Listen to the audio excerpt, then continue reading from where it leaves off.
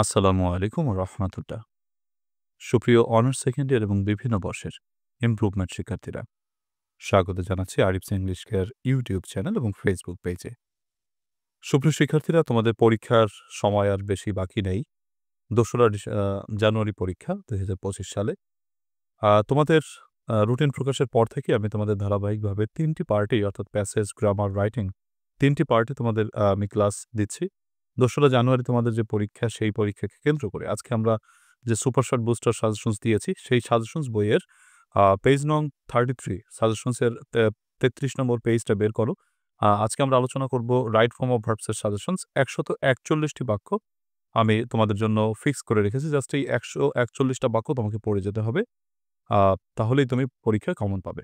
So আজকের আলোচনা শুরু করব। তো পেজ নম্বর 33 সবাই বের করো। প্রিয় শিক্ষার্থীরা, আমাদের ধারাবাহিক ক্লাসগুলো আমরা নিচ্ছি আমার এই শেষ মুহূর্তের সুপার শর্ট বুস্টার সাজেশনস বই থেকে। তোমরা যারা এই সাজেশনস বইটি সংগ্রহ করেছো, তোমরা বের করে ক্লাসগুলো করলে ভালো বুঝতে পারবে। যারা এখনো পর্যন্ত শেষ মুহূর্তের প্রস্তুতি এই সুপার শর্ট বুস্টার সাজেশনস বইটি সংগ্রহ করোনি, তোমরা অতি সত্বর বইটি সংগ্রহ করতে পারো। তোমরা যদি ৭ দিনও এই বইটি ইউটিলাইজ করতে পারো, ইনশাআল্লাহ 50% ও যদি তুমি পড়তে পারো এই সাজেশনসের, তুমি নিশ্চিত পাস করে যাবে। একেবারে শর্ট, প্যাসেজ, গ্রামার এবং রাইটিং ৩ টি পার্টের শর্ট সাজেশনস উত্তরসহ দেয়া রয়েছে। তো সাজেশনসটি অর্ডার করতে তুমি আমার সাথে যোগাযোগ করতে পারো 01843852361 এই নম্বরে হোয়াটসঅ্যাপ এসএমএস করে। তোমাদের সাজেশনস বইটির মূল্য হচ্ছে ৳৪০০। সুন্দরবন কুরিয়ার সার্ভিস একদম ফ্রি। আ ৳৪০০ খরচ করে তুমি বইটি অর্ডার করতে পারো এবং এটা তুমি নিয়ে শেষ মুহূর্তের প্রস্তুতি তুমি যদি নাও, তাহলে তুমি নিশ্চিত পাস করে যাবে ইনশাআল্লাহ। আর ক্লাস তো রয়েছেই। তুমি এই ক্লাসগুলো অবশ্যই করবে এবং এটা মিলিয়ে করলে তুমি নিশ্চিত পাস করে যাবে ইনশাআল্লাহ। প্রিয় শিক্ষার্থীরা, চলো আজকের আলোচনা শুরু করা যাক। তো দেখো, রাইট ফর্ম অফ ভার্বস। এখানে কিছু রুলস থাকবে। সাথে, সাথে রুলস যদি তোমার মুখস্থ না থাকে, তোমাকে যে বাক্যগুলো আমি দিয়েছি, জাস্ট সেই বাক্যগুলো পড়ে যাও। তাতেই মোটামুটি হবে। কিন্তু বাক্যগুলোকে মনে রাখার জন্য একটু রুলসগুলো জানলে তোমার সুবিধা হবে। তার জন্য আগে রুলসগুলো আলোচনা করি। প্রথম রুল নম্বর 1 একটু দেখো। বর্তমান কালের কোনো কাজ সাধারণভাবে হয়। প্রথম কথা হচ্ছে, একটা কাজ যদি বর্তমানে সাধারণভাবে হয়, তারপর ধরো অভ্যাস বোঝায়, চিরসত্য বা চিরন্তন সত্য বোঝালে এটা হয় প্রেজেন্ট ইনডিফিনিট টেন্স। আচ্ছা, সাধারণভাবে হয়, অভ্যাস হ্যাবিচুয়াল ফ্যাক্ট অর্থাৎ চিরন্তন সত্য বোঝালে প্রেজেন্ট ইনডিফিনিট টেন্স হয়। আচ্ছা, তো প্রেজেন্ট ইনডিফিনিট টেন্স হলে আমরা জানি গঠন যে তখন ব্র্যাকেটের যে ভার্ব রয়েছে, তাহলে ব্র্যাকেটে যে ভার্বটা থাকে, এই ভার্বের প্রেজেন্ট ফর্ম হয়, অর্থাৎ যা আছে তাই বসে। কেননা ব্র্যাকেটে সাধারণত প্রেজেন্ট ফর্মেই থাকে। তবে এক্ষেত্রে subject third person singular number হলে মূল ভার্বের সাথে এস বা ইএস যুক্ত হয়। এটা হচ্ছে আমাদের মূল সূত্র। আমাদেরকে প্রথমে একটা বাক্য দেখে বুঝতে হবে যে এই বাক্যটা কোন টেন্সে আছে। তো এটা যদি এই শর্তগুলো পূরণ করে, অর্থাৎ সাধারণভাবে হচ্ছে, হয়, অভ্যাস বোঝায় অথবা চিরন্তন সত্য বোঝায়, তাহলে ধরে নিতে হবে এটা তোমার প্রেজেন্ট ইনডিফিনিট টেন্সে আছে। মানে once you understand that it is a present indefinite tense, যখন তুমি বুঝে যাবে এটা প্রেজেন্ট ইনডিফিনিট টেন্স, তখন তোমাকে মনে রাখতে হবে যে ব্র্যাকেটে যে ভার্বটা আছে, তাহলে ওই ভার্বের পরিবর্তন করা যাবে না, অর্থাৎ প্রেজেন্ট ফর্মে বসবে। তবে হ্যাঁ, যদি সাবজেক্টে থার্ড পারসন সিঙ্গুলার নাম্বার হয়, তাহলে তোমার এস বাই এস যুক্ত হবে। এখানে একটা কথা আছে, অর্থাৎ subject third person singular number হলে তোমাকে মূল ভার্বের সাথে এস বাই যুক্ত করতে হবে। আচ্ছা, প্রেজেন্ট ইনডিফিনিট টেন্সে আমরা বি ভার্বের একটা ব্যাপার আছে। এই বি ভার্বের ব্যাপারটা একটু লক্ষ্য করি। বি ভার্বের ক্ষেত্রে একটু কথা যে, বি ভার্ব যদি একবচন বোঝায়, মানে একজন বোঝায়। একবচন মানে একজন ব্যক্তি, বস্তু, স্থানকে বোঝালে এম ইজ বসে। পক্ষান্তরে বহুবচন বোঝালে আর বসে। আমি একটু ক্লিয়ার করি কোথায় এম বসবে। ধরো এমটা বসবে আই এর জন্য, আই ব্যতীত আর কারো জন্য এম বসবে না, গেল এম। ইজটা বসবে কার জন্য? ইজটা বসবে হচ্ছে তোমার যেকোনো একজন ব্যক্তি, বস্তু, স্থানের জন্য ইজ বসবে, মানে থার্ড পারসন সিঙ্গুলার নাম্বারের জন্য ইজ বসবে। আর বহুবচন বোঝালে, মানে একাধিক মানুষকে বোঝালে বা একাধিক বস্তুকে বোঝালে আর বসবে। হ্যাভাসের ক্ষেত্রে হ্যাজটা বসবে একজন বোঝালে বা একটি ব্যক্তি, বস্তু, স্থান বোঝালে। আর হ্যাভটা বসবে একাধিক ব্যক্তি, বস্তু, স্থানকে বোঝানোর জন্য। এটুকু আমাদের একটু মনে রাখার দরকার। এবার আমরা অর্থের দিকে, আমরা আমাদের সাজেশনসে চলে যাই। ১ দাগ থেকে শুরু করছি, খেয়াল করো সবাই। দি নাম্বার অফ স্টুডেন্টস, ছাত্রছাত্রীদের সংখ্যা বি গুড, এখানে বি ভার্ব বলতে আমরা বুঝি am, is are was were. Be verb বলতে বুঝি am, is are was wire. তাহলে এই বি ভার্ব থেকে আমাদেরকে বসাতে হবে অ্যাম, ইজ আর ওয়াজ ওয়্যার। এখন দেখতে হবে আমার সাবজেক্টটাকে। সাবজেক্টটা রয়েছে দ্য নাম্বার অফ স্টুডেন্ট। মনে রাখবো সবসময় অফের বাম পাশে যে আছে, ধরো অফের বাম পাশে কি আছে? অফের বাম পাশে আছে দ্য নাম্বার। নাম্বারটা সিঙ্গুলার, তার জন্য এই নাম্বার অনুসারে আমাকে ভার্ব বসাতে হবে। তাহলে the number of students is good. দেখো এখানে স্টুডেন্টস অনেকগুলো ছাত্র বোঝাচ্ছে, কিন্তু ইজ বসলো কেন? এটা আমার সাবজেক্ট কিন্তু স্টুডেন্টস নয়। আমার সাবজেক্টটা হচ্ছে অফের বাম পাশে যে আছে সে হচ্ছে আমার মূল সাবজেক্ট। কারণ সাবজেক্ট হচ্ছে দি নাম্বার, তো দি নাম্বারের জন্য ইজ বসেছে। The number of students is good, যেহেতু এটা প্রেজেন্ট টেন্স বোঝাচ্ছে তার জন্য ইজ বসেছে। পাস্ট টেন্স বোঝালে বি ভার্ব থেকে ওয়াজ বসতো। তারপরে বাক্যটা দেখো, there dash a book on the table. টেবিলে একটি বই আছে। কয়টি বই আছে? একটি বই আছে। তাহলে একটি বোঝাচ্ছে, তাহলে তোমাকে বসাতে হবে, যেহেতু একটি বোঝাচ্ছে সেহেতু তোমাকে ইজ বসাতে হবে। There is a book on the table. ৩, every man, প্রতিটি মানুষ, লাভ হিজ মাদারল্যান্ড, প্রতিটি মানুষ তার মাতৃভূমিকে ভালোবাসে। দেখো এভরি ম্যান হচ্ছে কি? এভরি ম্যান মানে প্রত্যেক মানুষ, প্রতিটি মানুষ। প্রতিটি মানে কি? প্রতি প্লাস এক। আমরা ছোটকাল থেকে ঐকিক নিয়মের অঙ্ক করেছি যে প্রত্যেক মানে প্রতি প্লাস এক, একজনকে মেন করছে। তাহলে যেহেতু একজনকে মেন করছে সেহেতু এটা থার্ড পারসন সিঙ্গুলার নাম্বার, তার জন্য প্রেজেন্ট ইনডিফিনিট টেন্স হওয়ার কারণে মূল ভার্বের সাথে es by s. Every man loves his motherland, প্রতিটি মানুষ তার মাতৃভূমিকে ভালোবাসে। ৪, দ্য কজেস অফ ডিফরেস্টেশন, নির্বনীকরণের বা মরুকরণের কারণ ইজ মেনে নাকি আর মেনে? আচ্ছা, এটা হচ্ছে দেখো অফের বাম পাশে যে আছে সেইটা অনুসারে আমাকে দেখতে হবে। অফের বাম পাশে রয়েছে দ্য কজেস, মানে অনেকগুলো কারণকে বোঝাচ্ছে, তাই তো? তো এখানে অনেকগুলো কারণ হওয়ার কারণে তোমাকে বসাতে হবে যে তোমার সাবজেক্ট যেহেতু অনেকগুলোকে বোঝাচ্ছে, অফের বাম পাশে কে আছে তাকে ধরতে হবে। দি কজেস অফ ডিফরেস্টেশন আর মেনে। আশা করি তোমরা বুঝতে পেরেছ। একজন বোঝালে ইজ, আর একাধিক বোঝালে আর। আরো উদাহরণ আমরা যদি দেখি, গালিফোর্স ট্রাভেলস আর বা ইজ এ ফেমাস বুক। এখানে বলা হচ্ছে এ ফেমাস বুক মানে একটি বিখ্যাত বই। তাহলে এটা হচ্ছে একটি বিখ্যাত বই। আর যদিও নাম হচ্ছে গালিফার্স ট্রাভেলস মানে গালিফারের ভ্রমণগুলো, অনেকগুলো ভ্রমণ বোঝাচ্ছে, কিন্তু এটা হচ্ছে একটা বইয়ের নাম, একটা বইয়ের নাম। তাহলে একটা বইয়ের নামের জন্য ইজ বসেছে। আবার দেখো দ্য রিচ, ধনীরা। এখানে দি রিচ বলতে বোঝাচ্ছে ধনীরা, অনেকগুলো ধনী মানুষ, তার জন্য তোমাকে বসাতে হবে আর। Not always happy. To be, মাঝে মাঝে কিন্তু টু কথাটা থাকতে পারে ব্র্যাকেটে। যদি টু থাকে ওটাকে মনে করবে নাই, মনে করো ধরো ওটা নাই, এরকম ধরবা, ঠিক আছে?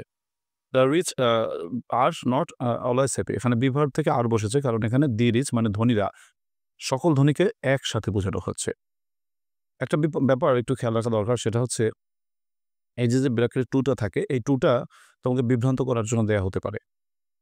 টুটা এই কারণে দেয় যে টুর পরে বেস ভার্ব বসে, তো এই টুটাকে বেস ভার্ব মনে করার জন্য টুটা দিয়ে দেয়। এটা দেখে কেউ বিচলিত হবে না, কনফিউজড হবে না, টুটাকে মনে করবে নেই, ঠিক আছে? যেমন দেখো এখানে রয়েছে ম্যান ড্যাশ মর্টাল। ম্যান হচ্ছে মানুষ, একজনকে বোঝাচ্ছে, তার জন্য ম্যান ইজ মর্টাল। তোমাদের কাছে এখানে একটা প্রশ্ন হতে পারে, স্যার এখানে তো বোঝাচ্ছে মানুষ মরণশীল, মানে তো সকল মানুষ মরণশীল বোঝাচ্ছে, কিন্তু আপনি ম্যান দিলেন কেন, বা ম্যানের পর ইজ বসবেন কেন? আর বসানোর কথা না। না, আমার সাবজেক্ট হিসেবে যাকে দেওয়া হয়েছে আমরা সেই অনুযায়ী ভার্ব বসাবো। এখানে ম্যান রয়েছে মানে একজনকে বোঝাচ্ছে, তার জন্য ইজ বসাতে হবে। যদি মেন থাকতো, ধরো এখানে যদি মেন থাকতো তাহলে কিন্তু আমরা বসাতাম আর, কিন্তু এখানে ম্যান বলার কারণে ম্যানটা সিঙ্গুলার, তার জন্য ইজ বসানো হয়েছে। সরি, এরপর আসো 8 নম্বর, ওয়েটার, এখানে অপেক্ষা করো, আনটিল আই কল ইউ, যতক্ষণ না পর্যন্ত আমি তোমাকে ডাক দেই। এটা জাস্ট প্রেজেন্ট ইনডিফিনিট টেন্স, তার জন্য ওয়েটার এখানে অপেক্ষা করো, আনটিল আই কল ইউ, যতক্ষণ না পর্যন্ত আমি তোমাকে কল দেই। চেয়ারিটি বিগিন অ্যাট হোম, চেয়ারিটি মানে দানশীলতা ঘর থেকে শুরু হয়, এটা একটা চিরন্তন সত্য মানে প্রেজেন্ট ইনডিফিনিট টেন্স। তাহলে চেয়ারিটি একটি দানশীলতার নাম, subject third person singular number, মূল ভার্বের সাথে s by s. Charity begins at home. The captain along with his soldiers, captain সাহেব তার সোলজারদের সাথে ফিল টায়ার্ড। দেখো এখানে আমার সাবজেক্টটা হচ্ছে উইথের বাম পাশে কে আছে? আমার উইথের বাম পাশে রয়েছে the captain along, captain along উইথের বাম পাশে আমাকে দেখতে হবে, সরি, অ্যালং উইথের বাম পাশে কে আছে তাকে দেখতে হবে। অ্যালং উইথের বাম পাশে রয়েছে দি ক্যাপ্টেন, একজন ব্যক্তি, তার জন্য তোমাকে মূল ভার্বের সাথে এস বাই যুক্ত করতে হবে। তাহলে ফিলস টায়ার্ড, যেহেতু প্রেজেন্ট ইনডিফিনিট টেন্স। দি এজেন্ডা মানে আলোচ্য সূচি, একটা সূচি। তো এর জন্য ইজ কেয়ারফুলি সেট বা ওয়াজও বসাতে পারো, কিন্তু এখানে আমি প্রেজেন্ট টেন্স হিসেবে ধরেছি, তার জন্য ইজ বসেছি। এই প্রশ্নটা একটু অ্যাম্বিগুয়াস, মানে হচ্ছে এখানে দেখা যাচ্ছে তুমি টেন্স যেটা দাও সেটাই হচ্ছে। তুমি যদি ধরো এটা প্রেজেন্ট টেন্স, তাহলে প্রেজেন্ট টেন্স ইজ বসানো যেতে পারে। যদি বাক্যটিকে তুমি পাস্ট টেন্স ধরো, তাহলে ওয়াজ বসাতে পারো। That's your define. সো এখানে আমি প্রেজেন্টে ধরলাম, তার জন্য ইজ বলেছি। এই বাক্যগুলো বাছাই করা বাক্য, এগুলো থেকেই পরীক্ষায় আসার সম্ভাবনা বেশি, এবং আমি এগুলোই সাজেশনস দিয়েছি। তোমরা এগুলো মুখস্থ করে ফেলবে। সূত্র তো পড়েইছো, তো এর সাথে সাথে মুখস্থ করে নেবে, তাহলে তোমার কনফিডেন্স বেড়ে যাবে। এরপর আসো 12, দ্য অ্যারাবিয়ান নাইটস, আরব্য রজনী, ড্যাশ মাই ফেভারিট বুক, আরব্য রজনী আমার প্রিয় বই। তাহলে একটা প্রিয় বই, একটা বইকে বোঝানো হয়েছে, তার জন্য বসবে হচ্ছে তোমার কি ইজ। সো ইজ বসবে, হ্যাঁ, যদি এখানে নাইটস লেখা রয়েছে, কিন্তু নাইটসের কোনো বেল নেই, মানে এটা তো আসলে একটা বইয়ের নাম। এস থাকুক, কোনো সমস্যা নেই। একটা বিখ্যাত বই বোঝাচ্ছে, তার জন্য the Arabian nights is my favourite বুক।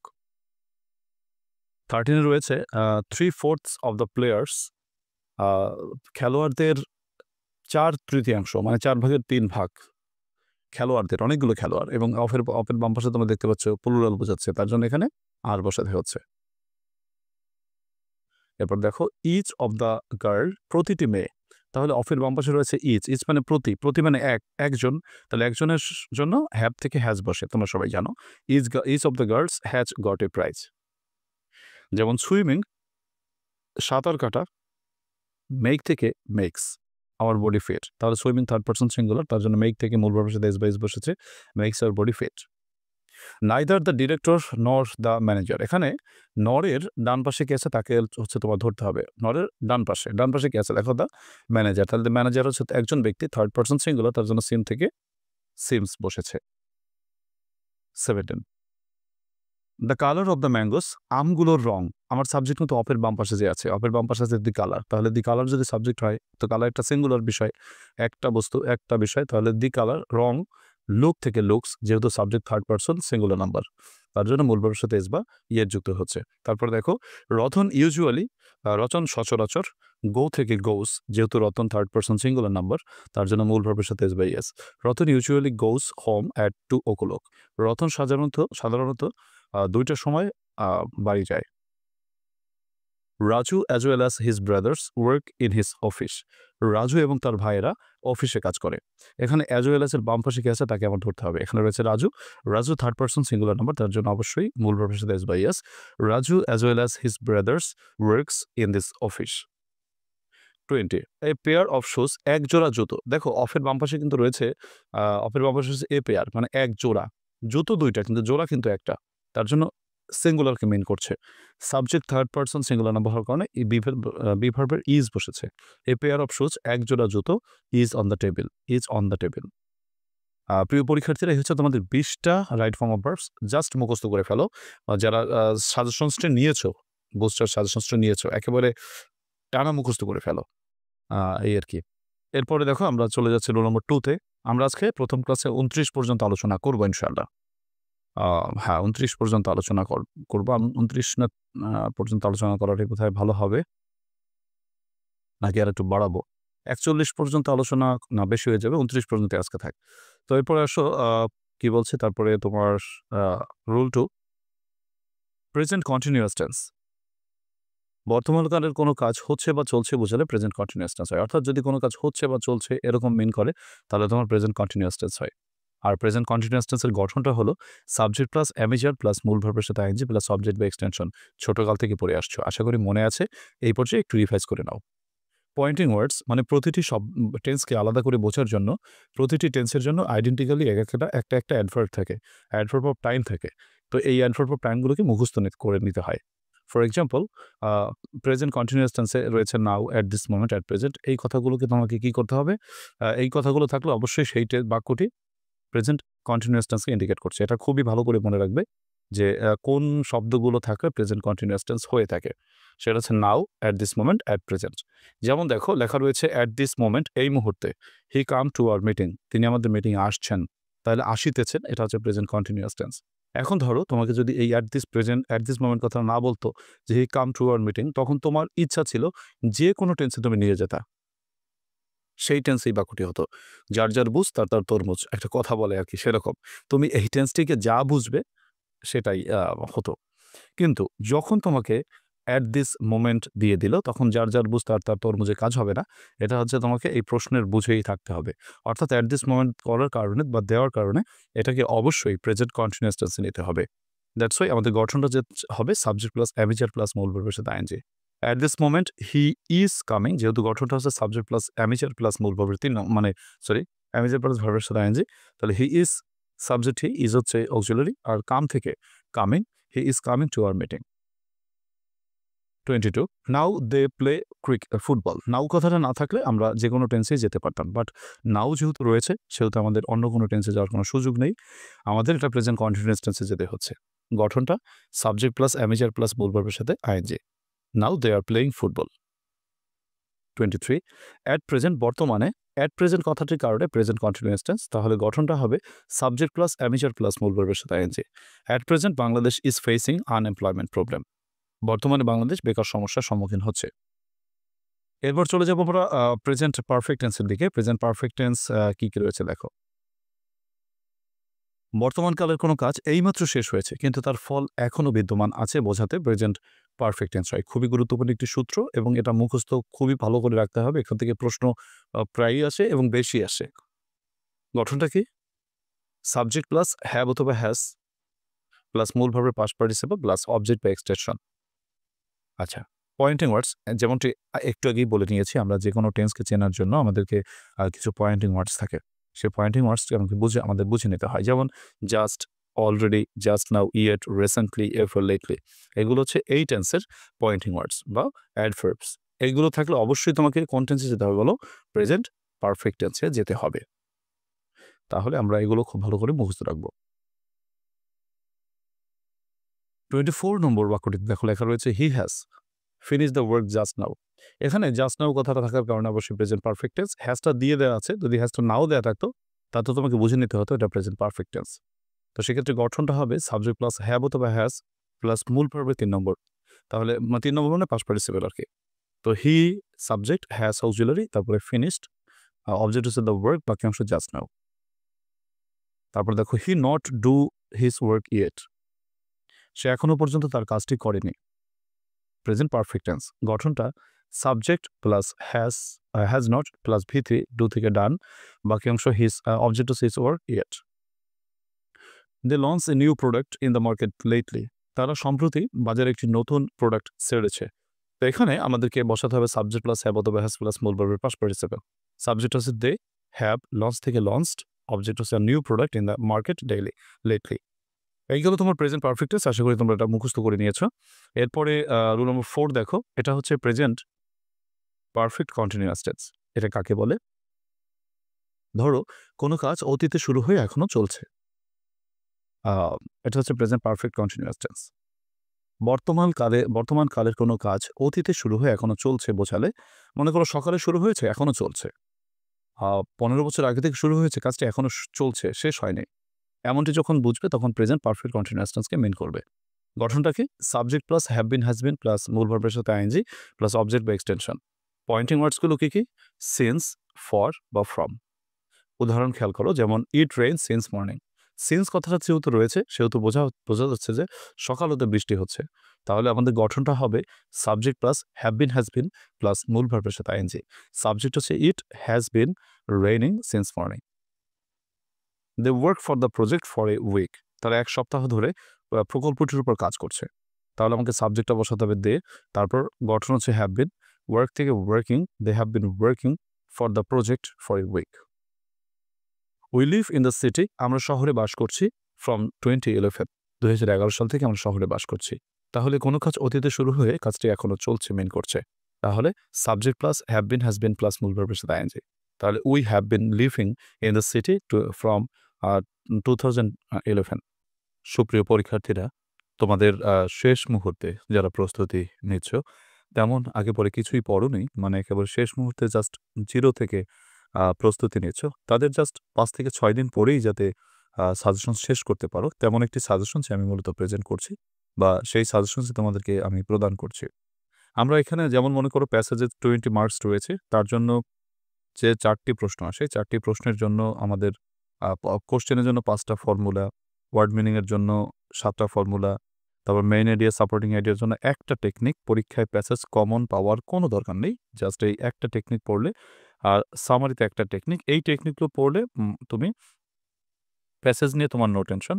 আর মাত্র ৫ টা প্যাসেজ তুমি পড়ে যেতে পারো।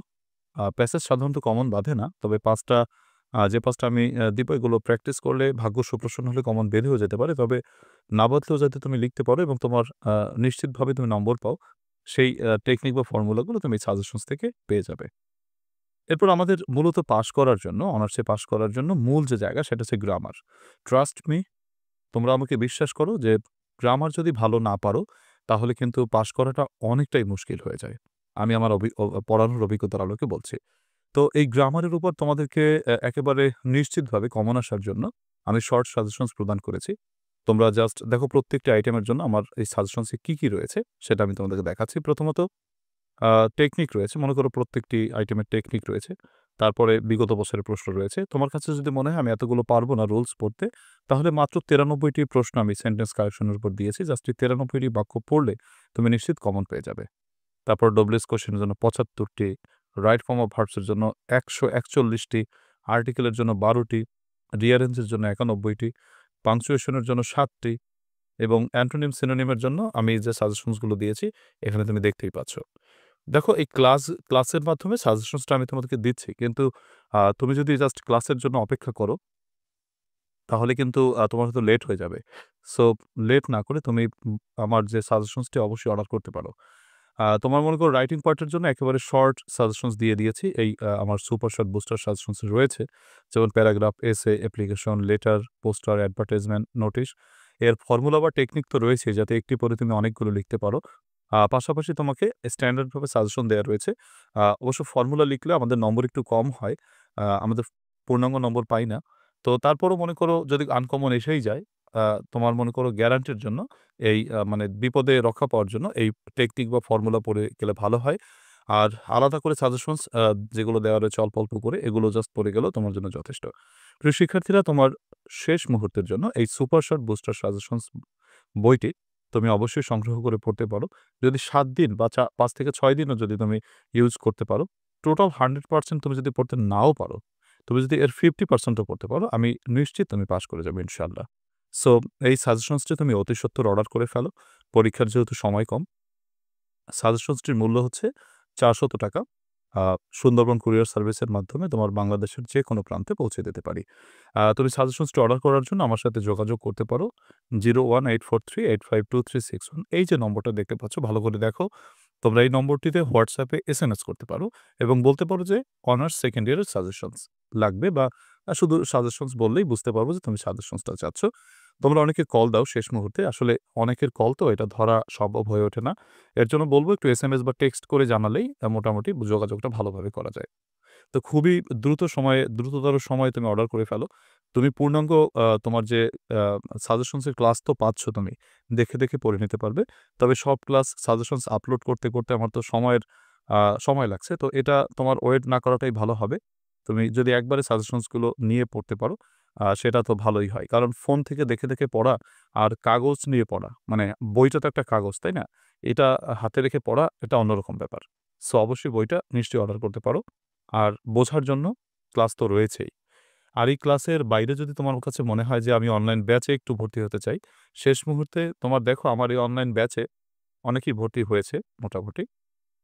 তো তারা মাত্র ১ম ১০ টি ক্লাস করেই তাদের পাসের কিন্তু একটা মনোবল হয়ে গেছে এবং নিশ্চিতভাবেই তারা পাস করে যাবে, সেরকম একটা ব্যাপার তাদের হয়েছে ইনশাআল্লাহ। এই অনলাইন ব্যাচে যারা ভর্তি হতে চাও, তোমাদের শেষ মুহূর্তে যারা ভর্তি হতে চাও, যেহেতু এখন আ অ এট লিস্ট ১০ টা ক্লাস হয়ে গেছে। তো তোমরা যে ১০ টা ক্লাস মিস করেছো সেগুলো অবশ্যই আমার আম আ গ্রুপে আছে। আমাদের যে Facebook গ্রুপে ক্লাসটা হয়, সেখানে ক্লাসগুলো আছে। তুমি সময় নিয়ে রেকর্ডেড ক্লাস রয়েছে, দেখে নিতে পারবে। আর আপকামিং দিনগুলোতে যে ক্লাসগুলো আছে আপডেট ক্লাস, সেই ক্লাসগুলোতে লাইভে তুমি কানেক্টেড হতে পারবে। তুমি যেহেতু ১০ টি ক্লাস লাইভে করতে পারোনি বা ১০ টি ক্লাসের পরে ভর্তি হচ্ছ, তোমার জন্য একটু ডিসকাউন্টে ভর্তি হতে পারবে তুমি। একটু টাকা কম দিয়ে ভর্তি হতে পারবে। একেবারে নামমাত্র কিছু টাকা মূল্যে তোমাকে ব্যাচে ভর্তি আমি নিতে পারি। আমি বিশ্বাস করি যে তুমি ব্যাচে যদি ভর্তি হতে পারো এবং ব্যাচের ক্লাসগুলো যদি করতে পারো, ইনশাআল্লাহ তুমি অবশ্যই পাস করে যাবে। অবশ্য ব্যাচের বাইরের যে YouTube, Facebook এর ক্লাসগুলো করছো, এটা যদি সঠিকভাবে করতে পারো তাতেও তুমি পাস করে যাবা ইনশাআল্লাহ। সাজেশনস বইটি যদি মিলিয়ে করতে পারো। তবে কেউ যদি অতিরিক্ত রকমের দুর্বল হয়ে থাকো, দেখা যায় লাইভে তুমি প্রশ্ন করলে আমি তোমাকে উত্তরটা দিলাম বা তোমার ভুলগুলো ভাঙাই দিলাম। তো এইটা যদি চাও তুমি অনলাইন পেইড ব্যাচে বা অনলাইন ব্যাচে ভর্তি হতে পারো। খুবই সীমিত মূল্যে তুমি জাস্ট WhatsApp এ নক করো। নক করে বলো যে আমি অনলাইন ব্যাচে ভর্তি হতে চাই। তুমি সীমিত মূল্যে জাস্ট শেষ মুহূর্তে এই দুর্দান্ত ব্যাচটিতে ভর্তি হতে পারো। আমাদের ক্লাসটা হয় প্রতিদিনই ক্লাস হচ্ছে। সপ্তাহে তোমার হচ্ছে ৬ দিনই ক্লাস হচ্ছে এবং আমরা বেশ সময় নিয়ে ক্লাস করি এবং আস্তে, আস্তে ক্লাস করি। কোনো ব্যস্ততা নয়। আমরা তোমাদের যতক্ষণ সময় তোমরা চাও আমি ঠিক ততক্ষণ সময় তোমাদেরকে দেওয়ার চেষ্টা করি। তো এই ক্লাসগুলো হচ্ছে প্রতিদিনই হয় এবং আমাদের সবথেকে বড় কথা হচ্ছে অনলাইন ব্যাচে যেটা হয়, আমি যা পড়াই বা সাজেশনসটিকে বা কোর্সটিকে খুব সুগঠিতভাবে তোমাদেরকে বুঝিয়ে কিন্তু আমি ক্লাস টেস্টটা নেই। আর এই ক্লাস টেস্টটা হচ্ছে অনলাইন ব্যাচের সবথেকে বড় সুবিধা। ঠিক আছে? এই শেষ মুহূর্তের ক্লাস টেস্ট দিতে, দিতে নিজের মধ্যে একটা কনফিডেন্স চলে আসে। ভুলগুলো বের করা যায়। সো এই অনলাইন ব্যাচে তোমরা ভর্তি হতে পারো। আমাদের অনলাইন ব্যাচের ক্লাস প্ল্যানটা দেখতেই পাচ্ছ। প্রতিদিন যেহেতু ক্লাস হচ্ছে, আমরা ইনশাআল্লাহ পরীক্ষার কমপক্ষে ১০ দিন আগেই আমাদের কোর্স কমপ্লিট হয়ে যাবে। এরপরে আমরা শুধু একাধারে পরীক্ষা নিতে থাকব। আমি পরীক্ষার তোমাদের যে ২ তারিখ পরীক্ষা তার কমপক্ষে ১০ দিন বা ১২ দিন আগেই ইনশাআল্লাহ আমার সব গ্রামার পড়ানো শেষ হয়ে যাবে। সো তোমরা সেই ক্লাসগুলো দেখো এখানে ক্লাস প্ল্যানটা দেখতে পাচ্ছ। তো অনলাইন ব্যাচে ভর্তি অথবা তোমার এই সুপার শর্ট বুস্টার সাজেশনস তুমি দুটোর জন্যই অথবা যেকোনো একটার জন্য আমার সাথে যোগাযোগ করতে পারো। WhatsApp এ এই 01843852361 এই নম্বরে। সুপ্রিয় শিক্ষার্থীরা ক্লাসটি অনেক দীর্ঘায়িত হয়ে গেছে আশা করি। মানে তোমরা বুঝতে পেরেছ নিশ্চয়ই। তো আ যতই দীর্ঘ হোক না কেন শেষ মুহূর্তের ক্লাসগুলো তোমার জন্য খুবই গুরুত্বপূর্ণ। আমি তোমাদেরকে অনুরোধ করব প্লিজ তোমার ক্লাসটিকে একটু শেয়ার করে দিও। তোমরা অনেকেই শেয়ার করো। এর জন্য তোমাদের কাছে কৃতজ্ঞতা জ্ঞাপন করি যারা শেষ পর্যন্ত ক্লাস দেখো এবং শেয়ার করো। তো আল্লাহ তাআলা সকলকে ভালো রাখুক সেই শুভকামনা রেখে আজকের ক্লাস থেকে বিদায় নিচ্ছি। আল্লাহ হাফেজ।